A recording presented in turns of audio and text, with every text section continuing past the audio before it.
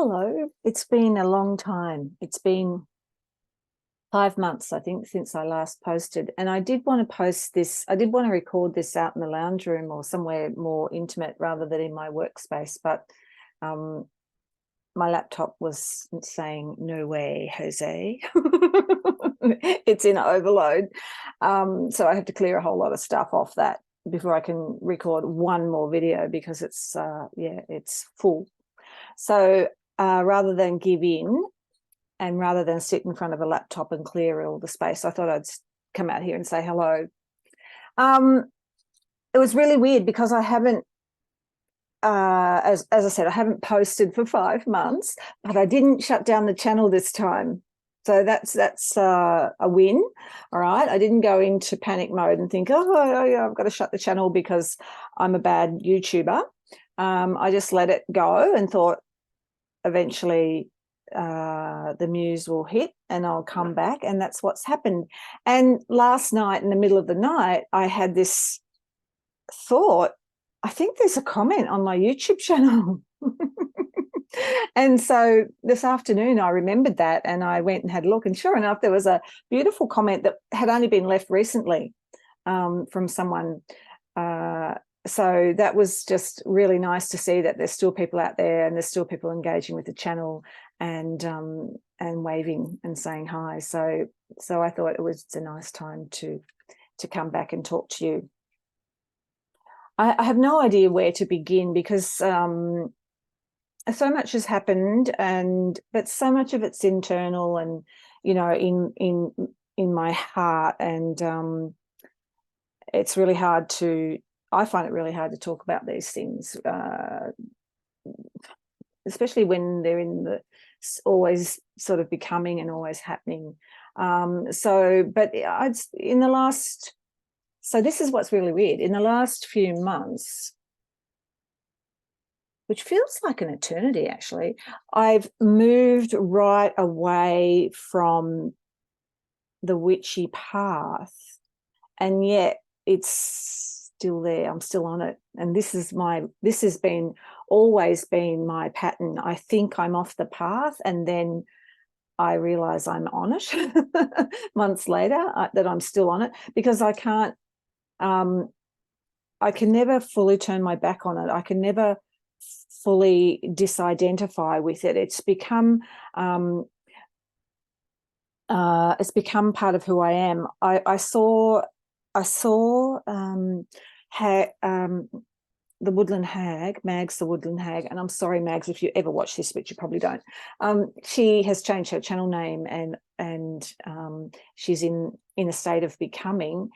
And she mentioned she was filming in the woods, in the heather. This is in Scotland, and she was saying that this woodland is part of her fabric. She's absorbed it, and it's the fabric of her.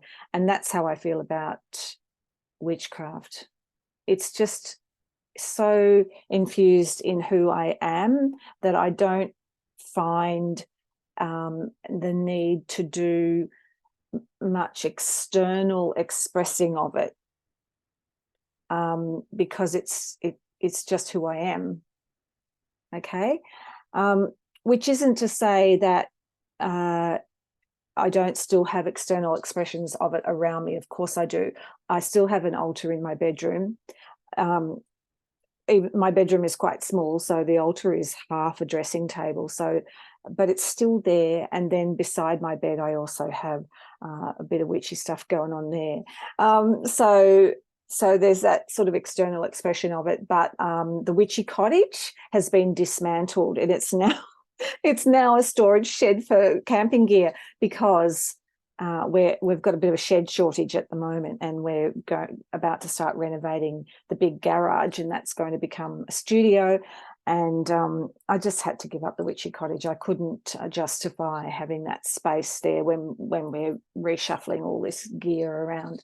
So that's happened. But, it was good. It felt like time.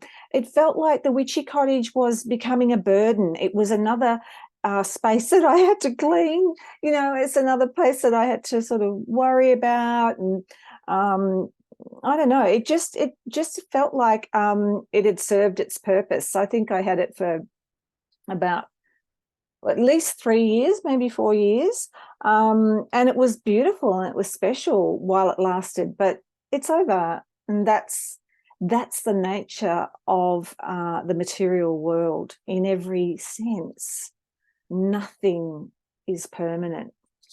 And that's another thing that I've been really diving into in the last few months. And I was reflecting. Someone said, "Oh, that's right. I went out yesterday with some writers and illustrators who I'm friends with, who are in this rural district, and we went out for coffee, and it was really beautiful. And something weirdly, because it wasn't a witchy crew, but something weirdly came up about Baba Yaga, and then I was saying how, I wrote this fairy story a while back, and really little kids' fairy story. And as I was writing it, I realized, oh, hang on a minute, I'm writing Baba Yaga. But it was so it was sort of using some of those old tropes. It had the cottage on the chicken legs walking along and all that sort of stuff. And it's a really funny story. I actually really like it. I'm really proud of it. I think it's really funny, and hopefully one day it'll get published. Someone will pick it up, hopefully, if I ever put it out there, which is another thing. I'm very lazy. Yeah. So anyway, so this other person was saying, "Oh, Baba Yaga's really scary," and I said, "Well, she's just a fantastic expression of the divine feminine." And my friend went, "The divine feminine?" So I forget that there's still people out there, of course there are, that don't, the divine feminine is still a new term to them, and it's still something that they are discovering. But I also saw the way the response that it elicited was really strong and powerful and joyful. What do you mean, the divine feminine?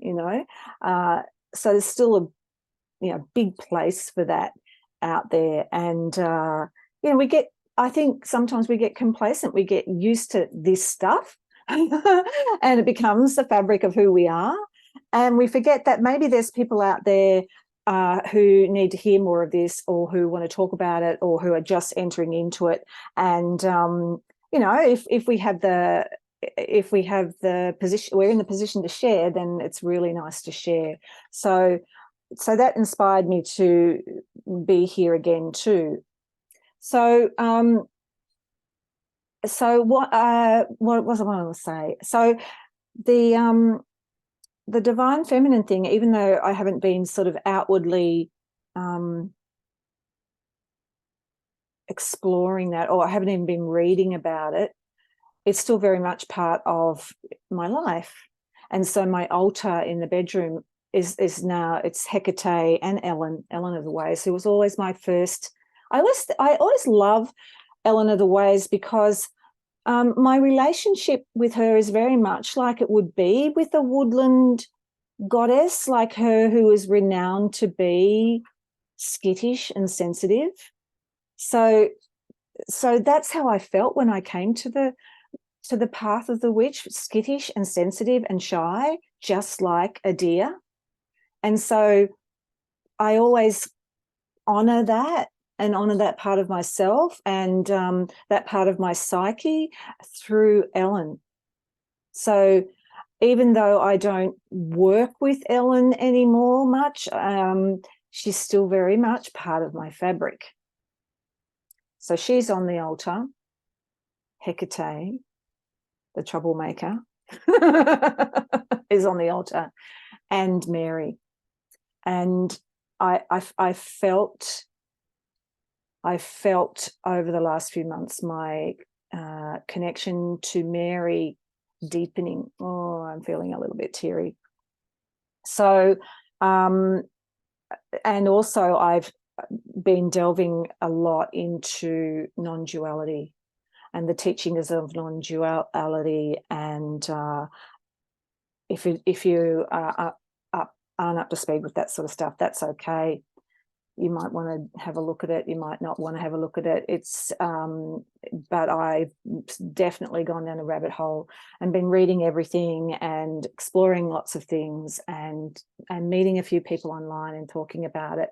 But also, you know, as it's evolved, I've realized that it's this is the irony of non-duality. It's not either or, is it?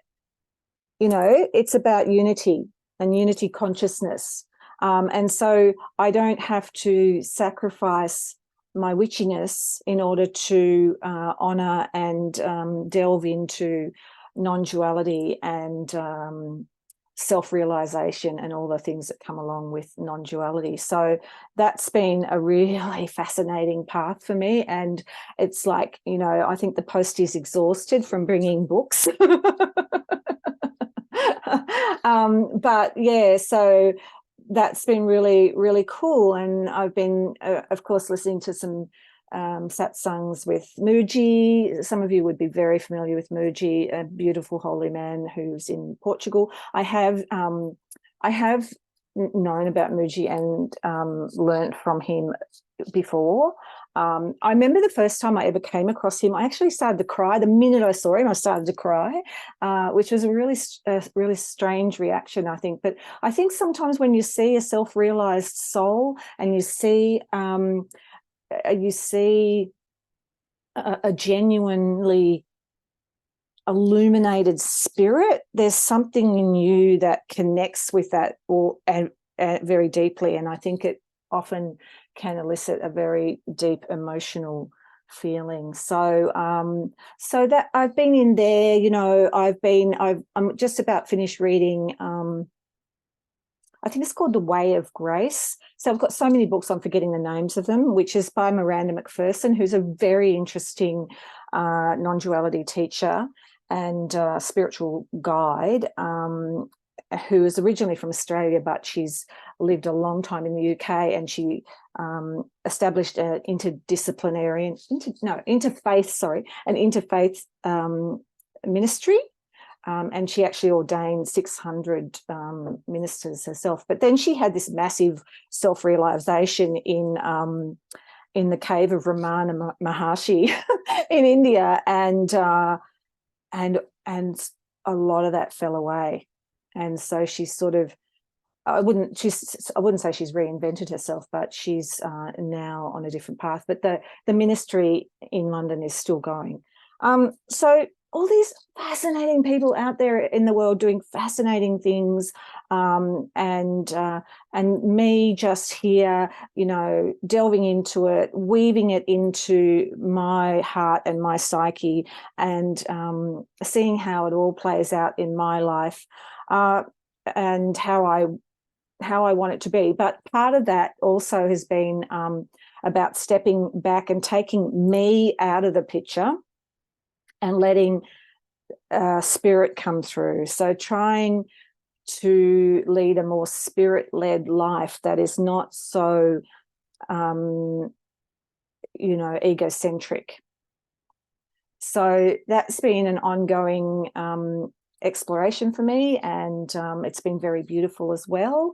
And a lot of this, you know, letting go and surrendering, which I think is you know, at my age, when you get to your 60s, I think it can be it's a time when you can start to let go of the reins a bit and trust more. And so as I come into, you know, what Jane Fonda calls the third act, I'm much more chill. You know, like I'm so chill. Chill to the point where, you know, like I've stopped competing, I've stopped worrying, I've stopped trying to build up whatever I was trying to build up, you know, build my business. And I'm just honoring my business in the way that it is. And I've stopped getting coaches. I don't have business coaching or anything like that anymore, because I realized that it's beautiful what I've got. And I also realized that I'm a big girl, you know, fuck, I know how to run a business. I just know how to do it. You know, I've done all the work. And I don't need to keep second guessing myself or trying to make it bigger. I don't want it to be bigger. I don't want to have the worry of employing extra people and so many balls in the air that I'm feeling buried, like one of those ball pits at IKEA. I don't want to live like that. My son's girlfriend, she's very wise and I just adore her. I could gobble her up. She said to me once years ago, Jen, when I grow up, she's just turned 30, all I want to do is garden and think. And I thought that's a pretty good goal right there. And it's kind of what I sort of do now, although I'm doing a lot of other things, obviously. A lot of internal work, spiritual work, a lot of reading, a lot of research, a lot of art's just pouring through me, and that sort of stuff, and keeping my community afloat and making sure that my business stays viable without having to, turn myself inside out to, live a better life, a bigger life, shine bright. I'm just so happy to be alive. God, such a fucking amazing gift, isn't it? It's such an amazing gift. Now, one thing I did want to show you, some of you might know that years and years and years ago, this has got nothing to do with anything, but this is a catch-up, isn't it? So years and years ago, my son, he's a musician, had been out all weekend with his mates to this punk festival outside of Melbourne. And, of course, the car got bogged and blah, blah, blah. They couldn't get home, so they rang us to come and rescue them. Anyway, so we went out. You can imagine what it was like. So we went out to this paddock in the middle of nowhere, and there was all these sort of bedraggled teenagers packing up their gear and their tents and everything. And as we were piling him and his mates in all their crap into our car, I looked over in the long grass and I saw two little legs sticking up, and it was a Barbie doll. And poor Barbie, she was all akimbo, in the grass. And so I went and rescued her. And that I have loved that Barbie doll, because I didn't have a Barbie doll as a kid. I really, really wanted one, but I never got a Barbie doll. I did get a Skipper, who was actually, when I reflect, Skipper was a lot more sort of what's the word? I was going to say ambidextrous, but she was a lot more asexual, and I think she was more the politically correct choice, actually. But anyway, I wanted a Barbie so badly, so I found a Barbie in the long grass. But Barbie was, she was dressed so awfully. She had this boob tube thing on, and this tiny little mini skirt that barely covered anything, and I just felt that she was not feeling comfortable in how she was dressed. And so I can't sew. I hope Mad Witch is watching this. She'll be going, oh God, Jen. Anyway, so I made Barbie. I handmade this ridiculous outfit that made her look like a Franciscan monk. I was all sort of hanging over her with this sort of rope thing around her belly. So anyway, but she looked better and she looked more comfortable. You've got to be comfortable in your clothes. And but just this weekend, this is leading up to there is a point to this story. This weekend I was at the market, and there was a lady's stall there who sewed dresses for Barbie dolls. And I just couldn't resist. They even were on tiny little coat hangers, like Barbie doll coat hangers, so the whole rows of all these little frocks. So I'm going to show you my beautiful Barbie. So here she is. And look at her new frock. How gorgeous is that? Like, you can just tell she's happy, can't you? Look at the camera, Barbie. So that's her new frock, and it's all, Velcros down the back. Look at that hair. It's just wild, isn't it?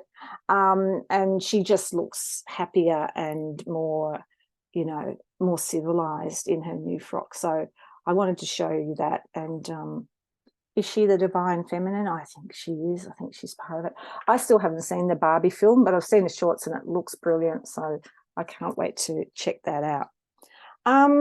Yeah, so that's what's been going on here. Lots of study, lots of exploration, you know, lots of prayer, or not lots of prayer, but, you know, prayer. Very little meditation. Yeah, just sort of going with the flow and exploring stuff and people. I also feel like when I was just reflecting before about coming in and talking to you, I've been in a very masculine space. The non-dual space is not entirely masculine by any means, but I feel some of the people that I've been following, you know, a lot of them have been men. So I've been feeling this sort of quite strong masculine energy around me, and the call back to rest in the energy of the goddess for a while has suddenly become a lot stronger. So so that's what I'm doing. Yeah, so that's about it, really. I'm pretty boring, actually. But you know, I still love seeing videos over here. I'm going to start a binge session and tap back into the witchy world and catch up on all those videos from all the witches that I follow. See what they've been doing. I've started doing that today, actually, touching base again, which has just been so soothing. I think that's another reason why I really like The Way of Grace, that book. It's just got such a beautiful divine feminine feel about it. And yeah, it's just a different energy, isn't it? It's not good or bad. It's just a different energy. So that's been really, really beautiful. And I've also been exploring some of the videos from Francis Bennett, who, gosh, he's just so beautiful, who sadly passed away suddenly and at a very young age. But well, she transitioned. So she began her life as a Trappist monk, and so there's videos and stuff on YouTube if you're ever interested in that world, the Christian mystics and all that sort of stuff, which has been really, really intriguing me as well. So so that's been another thing I've been and I'm waiting on. She only wrote one book, but it's apparently really beautiful. So when I do get that, I'll come in and talk to you about that if you're interested in hearing about Fran Bennett, Bennett. There are some YouTube videos out there. She spoke at a couple of the SAND conferences, Science and Non-Duality, SAND conferences. So I think you'd be able to find her work out there if you're interested in non-duality and self-realization and all those sorts of cool things.